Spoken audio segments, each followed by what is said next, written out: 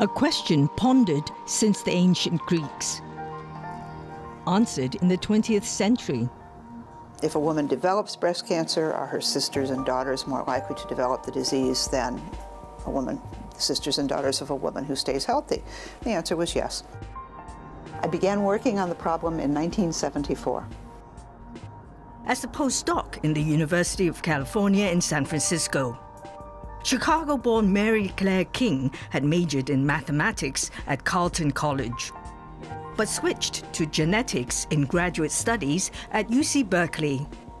I took a genetics course, and it was so fabulous because it was implicitly quantitative. Genetics is a way of thinking. If I can state a problem clearly, there are in genomics sets of tools that can address that problem. Her PhD thesis analyzed comparative proteins to show chimpanzees and humans are almost 99% genetically identical. I understood how to make arguments about species similarity, both mathematically and at the level of comparing proteins or comparing DNA. Cancer seems to me to always be genetic. But the question I asked is it ever true that predisposition to breast cancer could be passed from one generation to another? Mary Claire selected 1,500 families with women diagnosed with breast cancer. What kind of patterns would we expect for breast cancer in the sisters and mothers of these patients? I made some mathematical models. Was it due to some shared environmental exposure? Was it due to chance? Or was it due to some inherited genetic predisposition? When we had good mathematical evidence, it was necessary to find the critical genes. It was thought that cancer was too complex to be able to be linked to a single gene. She really kind of fought against the entire scientific world sort of scoffing at that idea. Through the 1980s, King's laboratory studied families like this one. The black circles show women with cancer, clear circles with no cancer, squares are men, and lines through circles or squares mean the people have died. Ultimately, we were able to identify a section of chromosome 17 that was co-inherited with breast cancer in the family. This is the paper that really called the breakthrough. That was my whole group at the time. 1990, we published in Science, and it made a big splash. Many groups all over the world began to compete to try to identify exactly what the sequence of the gene was. Another group, not Mary Claire's, identified the original sequence of the gene. It was named BRCA1. That group tried to patent it. Finally, our Supreme Court said you can't patent a part of the body. So that was very good because that enabled testing to be very widespread. We were able to determine what specific base pair had gone bad in this family to lead to this predisposition. It's the change in amino acid number 61. Those proteins interact in such a way that DNA is repaired properly and that estrogen is processed properly. But they can't function properly when a devastating mutation happens. Every person has 2 copies of this BRCA1 gene, which is on chromosome 17, and which has lots and lots and lots of junk DNA.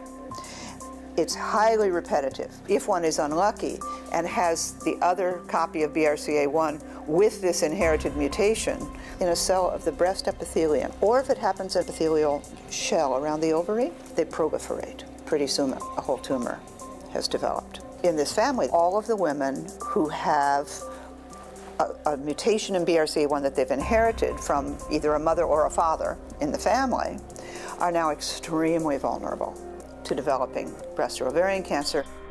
One of the women in this family decided, in her 40s, to surgically remove her breasts and ovary. She's now alive in her 80s. It's an absolutely drastic thing to do. One would never consider it, except in these circumstances of extremely high risk. There are thousands and thousands and thousands of families of all possible ancestries, and there are thousands and thousands and thousands of different mutations in BRCA1 and in its sister genes. Dr. King is a professor at the University of Washington in Seattle, USA. Dr. King is an unusual and truly outstanding scientist. We were very fortunate that she joined our Division of Medical Genetics in 1995. She was professor of genetics and epidemiology at UC Berkeley from 1976 to 95. But Berkeley didn't have a medical school.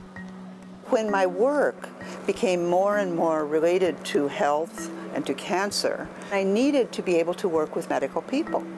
She insisted that I needed to recruit all of the students in her laboratory or she wouldn't come. A team is like a family. Only one of her original 13-member team remains, Chinese scientist Ming Li. She wants to use her scientific knowledge and her capability to help people who are disadvantaged and who may be at risk of suffering from diseases for the breast cancer gene. We spend countless hours and days, weekends and evenings, looking at all the data and searching through family records. We were determined that we would solve the problem. She's incredibly careful and incredibly detail-oriented and very principled. Every little progress was perceived as if it was a big discovery. In another study, Mary Claire looked for BRCA mutations in perfectly healthy middle-aged men. In families where the index man had had a BRCA1 mutation, the chance that one of his female relatives who had the same mutation would develop either breast or ovarian cancer by age, say, 70 is about 80%. It's extremely high. For a family with a BRCA2 mutation, the chance that a female relative would develop breast or ovarian cancer by age 70 is about, 65%. So the risks are extremely high. International guidelines now suggest that a woman who has a BRCA1 or BRCA2 mutation, when she's about age 40 or when she's finished having her children, have the ovaries and fallopian tubes removed, and that she also consider having the prophylactic mastectomy. Dr. King also found about half of the women who have BRCA mutations have no family history to indicate them. She carried a mutation in the gene, inherited from her father, who's remained healthy, and he's from a small family. So we've been able to encourage the idea that all women, regardless of their family history, be offered the opportunity to have BRCA1 and BRCA2 sequenced when a woman is about 30 or so. On average, in America, a woman has about a 1% chance of carrying a mutation. The fact that we can now connect specific genes to the cancer allows development of approaches to treatment that are based on the specific genomics of the individual patient's cancer. There are now drugs called PARP inhibitors. They work in concert with conventional good platinum chemotherapy. There is no reason for any woman with a BRCA1 or a BRCA2 mutation to die of breast or ovarian cancer. And it's within our power as a community to make sure that that information is available to women.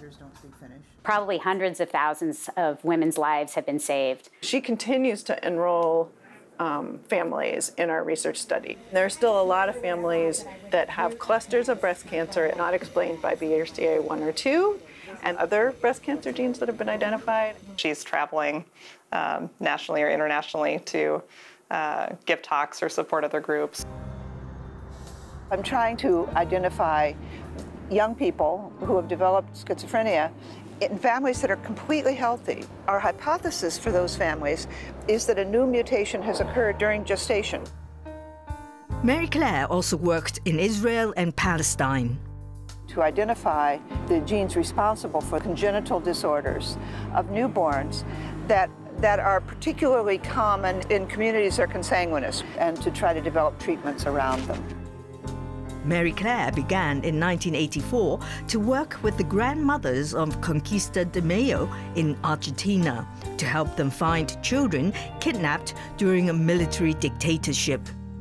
We developed a particularly powerful approach called mitochondrial DNA sequencing that's now used worldwide and enabled us to identify many children.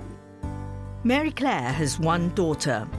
She lives outside of Berkeley. She went to Brown. She works in animal rescue. She leads a very green life, a very ecologically sound life. To use genetics in creative ways. It's been tremendous fun. I hope to continue to work in genetics as long as my brains are good.